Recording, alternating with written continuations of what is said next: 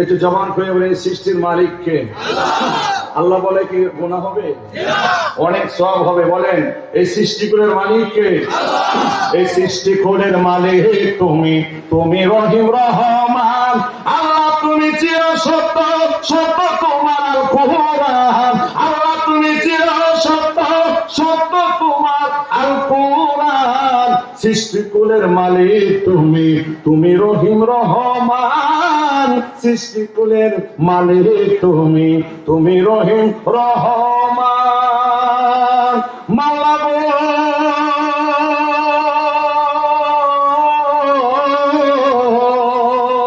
এই 18,000 মাখলুকাত সৃষ্টি করলা অপ্রাণনাথ। যে পাইল তোমার সাক্ষাৎ নিদানে করো আসান। যে পাইল তোমার সাক্ষাৎ নিদানে করো আসান। সৃষ্টিকুলের মালিক তুমি, তুমি রহিম রহমান। সৃষ্টিকুলের মালিক তুমি, তুমি রহিম রহমান। মাওলা গো আল্লাহ তোমার গুণ ক্ষমতা না বুঝিলে জীবন বৃথা।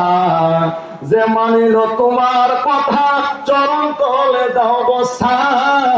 যে মানিল তোমার কথা চরণ তলে দাও বস্থান। সৃষ্টিকুলের মালিক তুমি, তুমি রহিম রহমান। সৃষ্টিকুলের মালিক তুমি, তুমি রহিম রহমান। আল্লাহ তুমি মহাজ্ঞানী, নাম জপিলে হই রে ধনী। আল্লাহু আকবার। আল্লাহ তুমি মহাজ্ঞানী, নাম জপিলে হই রে ধনী। আমার কি হবে জানি বয়ে কান্দে হাসান মুরাদ।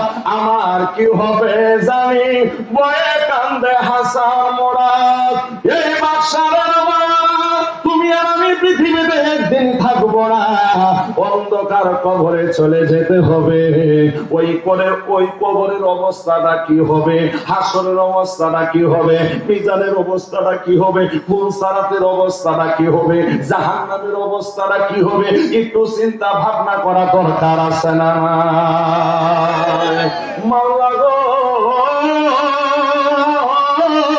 সাক্ষ্য দিছ আল কোরআনে। মাওলা গো দরদি নাই তুমি বিনে। জোরে কোন ঠিক কিনা?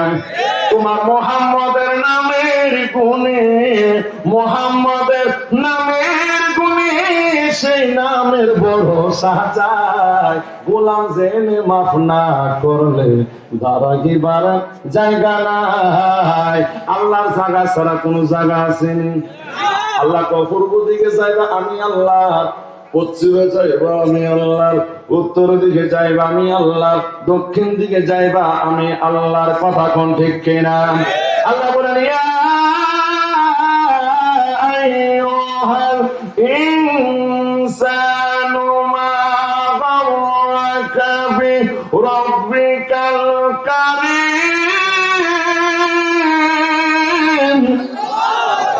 আওয়াজটা একটু বড় হলে কষ্ট হবে। একটু জোরে বলুন আল্লাহু আকবার। আরো জোরে ইয়া রাসূলুল্লাহ। আমার ভাইরা অত্যন্ত হৃদয়ের কান দিয়ে শোনে। আমি আপনাদের এলাকার অবস্থাও বুঝি না। এই দেশে প্রথম আসছি, কথা কোন ঠিক কিনা? আপনারা যদি আমার একটু প্রেম দেন, ভালোবাসা দেন, একটু কথা বলেন, আওয়াজ করেন, আমার কাছে একটু ভালো লাগবে। কথা বলতে আমার কাছে একটু উৎসাহিত হবে, একটু ভালো লাগবে। আমার সাথে কথা বলবেন না ইনশাআল্লাহ।